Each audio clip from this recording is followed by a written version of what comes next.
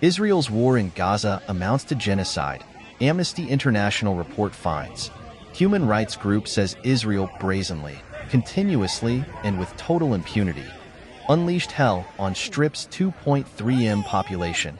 A report from Amnesty International alleges that Israel's war against Hamas in the Gaza Strip constitutes the crime of genocide under international law, the first such determination by a major human rights organization in the 14-month-old conflict.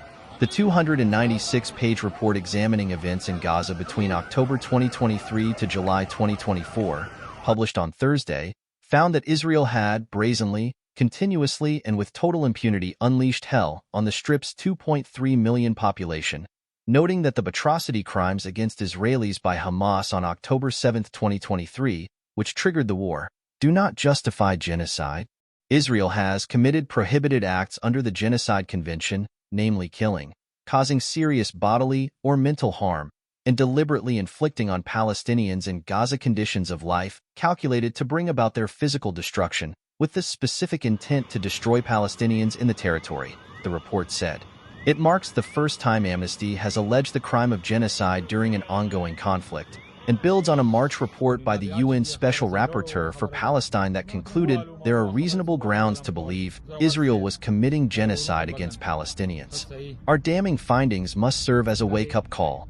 This is genocide and it must stop now, Agnes Callamard, the group's Secretary General, said in a news conference on Wednesday. Amnesty cited the deliberate obstruction of aid and power supplies together with massive damage, destruction, and displacement, leading to the collapse of water, sanitation, food, and healthcare systems, in what it called a pattern of conduct within the context of the occupation and blockade of Gaza. We did not necessarily start out thinking we would come to this conclusion. We knew there was a risk of genocide, as the International Court of Justice said, but our Hassan, Amnesty's Israel and occupied Palestinian territories researcher, told The Guardian. When you join the dots together, the totality of the evidence, it is not just violations of international law. This is something deeper. The main allegations in the report are the unprecedented scale and magnitude of the military offensive, which has caused death and destruction at a speed and level unmatched in any other 21st century conflict. Intent to destroy, after considering and discounting arguments such as Israeli recklessness and callous disregard for civilian life in the pursuit of Hamas, killing and causing serious bodily or mental harm in repeated direct attacks on civilians and civilian infrastructure, or deliberately indiscriminate attacks and inflicting conditions of life calculated to bring about physical destruction, such as destroying medical infrastructure, the obstruction of aid, and repeated use of arbitrary and sweeping evacuation orders for 90% of the population to unsuitable areas. As an occupying power, Israel is legally obliged to provide for the needs of the occupied population, Christine Becquerel, an advisor to Amnesty's Middle East and North Africa team, said on Wednesday. She described Israel's May offensive on Rafah, until then the last place of relative safety in the Strip, as a major turning point when it came to establishing intent. Israel had made Rafah the main aid point, and it knew civilians would go there. The ICJ ordered them to stop and they went ahead anyway, she said. Rafah was key. At least 47 people, including 4 children, were killed in airstrikes across Gaza on Tuesday, according to health officials in the territory, including at least 21 who were sheltering in tent camp housing displaced people near the city of Khan Yunis. The Israeli military said it had targeted Hamas militants. Amnesty has called on the UN to enforce a ceasefire, impose targeted sanctions on Israeli and top Hamas officials, and for Western governments such as the US, the UK, and Germany to stop providing security assistance and selling arms to Israel. The rights group has also urged the International Criminal Court, which last month issued arrest warrants for the Israeli Prime Minister, Benjamin Netanyahu, and the former Defense Minister Yoav Gallant, to add genocide to the list of war crimes it is investigating. Finally, it called for the unconditional release of civilian hostages and for Hamas and other Palestinian armed groups responsible for the crimes committed on October 7th to be held to account. The report, "You Feel Like You Are Subhuman: Israel's Genocide Against Palestinians in Gaza," is likely to be met with outrage in Israel and generate accusations of anti-Semitism. Several legal experts and genocide studies scholars contend that the October 7th attack was also genocidal. The Holocaust led to the creation of the Jewish state and the Geneva Conventions, which codified and outlawed genocide as a punishable crime. Both initiatives were the international community's never again response to the horrors inflicted on European Jews by the Nazis in World War II. In its conclusion, the report says that Amnesty recognizes that there is resistance and hesitancy among many in finding genocidal intent when it comes to Israel's conduct in Gaza, which has impeded justice and accountability. Amnesty International concedes that identifying genocide in armed conflict is complex and challenging because of the multiple objectives that may exist simultaneously. Nonetheless, it is critical to recognize genocide and to insist that war can never excuse it, it states. Amnesty said the report was based on fieldwork, interviews with 212 people, including victims, witnesses, and healthcare workers in Gaza, analysis of extensive visual and digital evidence, and more than 100 statements from Israeli government and military actors. It said amounted to dehumanizing discourse. It also used video and photo evidence of soldiers committing or celebrating war crimes. Israel's acts in Gaza were examined in their totality, taking into account their recurrence and simultaneous occurrence, and both their immediate impact and their cumulative and mutually reinforcing consequences, it said. Findings were shared extensively on multiple occasions with Israeli authorities, the group added, but were not met with responses. Thursday's publication builds on the London-based rights group's previous bold positions on Israel's occupation of the Palestinian territories. In 2022, Amnesty joined Human Rights Watch and the respected Israeli NGO B'Tselem in issuing a major report accusing Israel of apartheid, as part of a growing movement to redefine the Israeli-Palestinian conflict as a struggle for equal rights rather than a territorial dispute. Israeli politicians called for the report to be withdrawn, alleging anti-Semitism. Israel kills 20 in attack on al-Mawasi camp in Gaza. Israeli airstrikes on al-Mawasi camp in Gaza has killed at least 20 Palestinians and wounded dozens. Gaza's health ministry says Israeli attacks killed 30 Palestinians and wounded 84 in the latest 24-hour reporting period. Umjad Shawa, director of the Palestinian NGOs network, says humanitarian situation in Gaza is worsening as winter approaches with only a trickle of aid coming in. Israel's genocide in Gaza has killed at least 44,532 Palestinians and wounded 105,538 since October 7, 2023. At least 1,139 people were killed in Israel during the Hamas-led attacks that day, and more than 200 were taken captive. In Lebanon, at least 4,047 people have been killed and 16,638 wounded in Israeli attacks since the war on Gaza began. At least 44,532 people killed and 105,538 wounded in Israeli attacks on Gaza since October 7, 2023. More than 100 patients inside the besieged Kamal Adwan hospital in the north of the enclave are at risk of death. The Israeli army claims it targeted senior Hamas members in its attack on the al-Mawasi camp in southern Gaza, where at least 20 Palestinians were killed. The Prisoners' Affairs Commission, PAC, and the Palestine Prisoners Society, PPS, have reported that a Palestinian detainee has died in Israeli detention.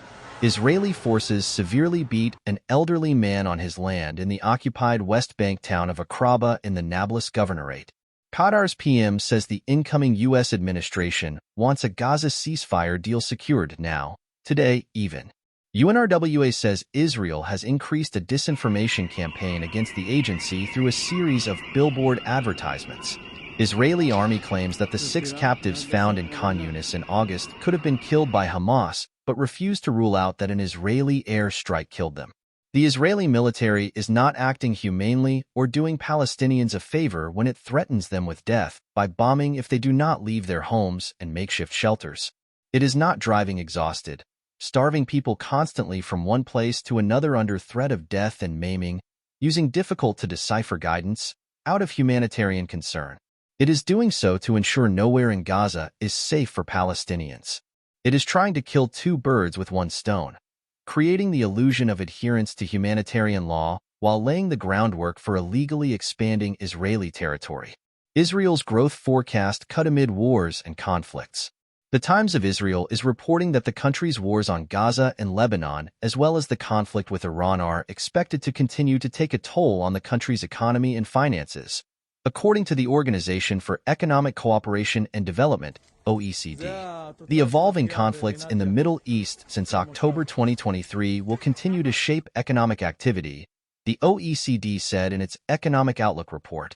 After a fast recovery from the slump in the aftermath of October 7, 2023, private consumption has grown sluggishly, with consumer confidence remaining weak in October 2024.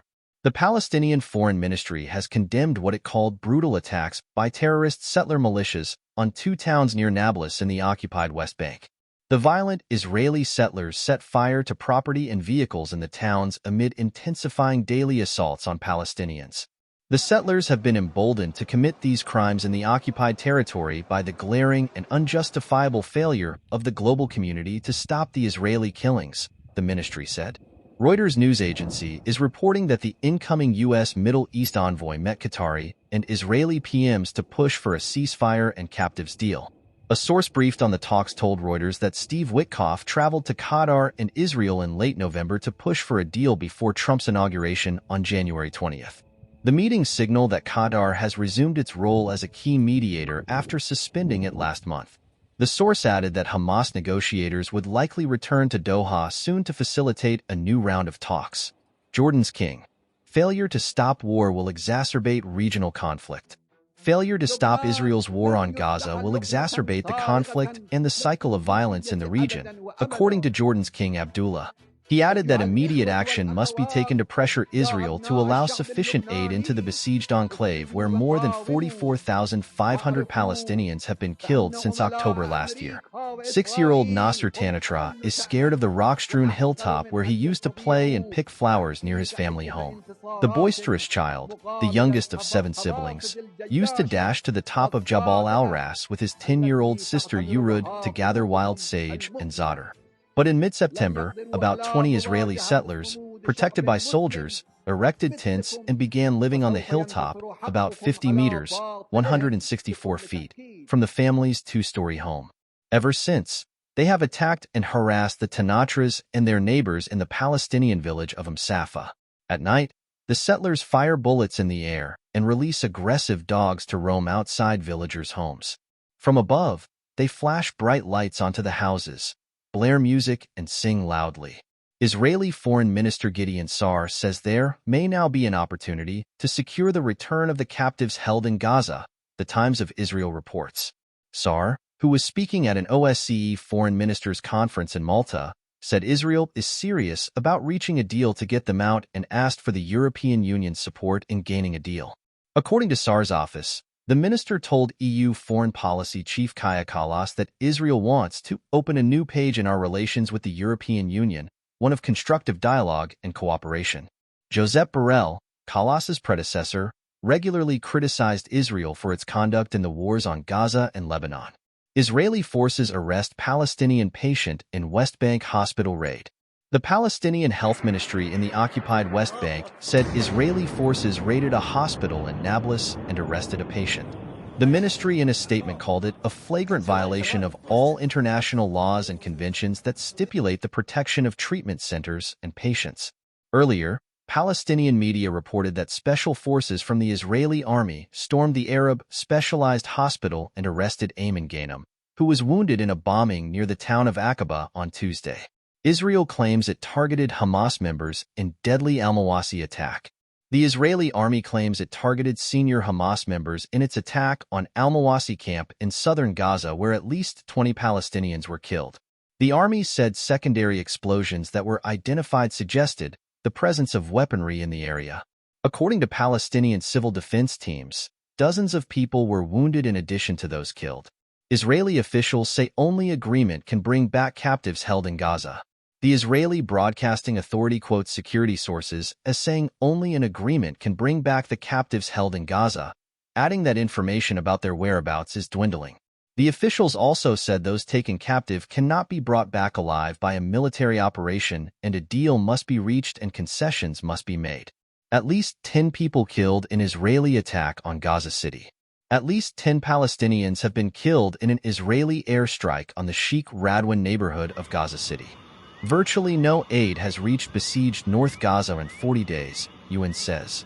Palestinians are facing diminishing conditions for survival in parts of northern Gaza under siege by Israeli forces because virtually no aid has been delivered in 40 days, the United Nations has warned. The UN said all its attempts to support the estimated 65,000 to 75,000 people in Beit Hanun, Beit Lahia, and Jabalia this month had been denied or impeded, forcing bakeries and kitchens to shut down. Earlier this month, a UN-backed assessment said there was a strong likelihood that famine was imminent in areas of northern Gaza.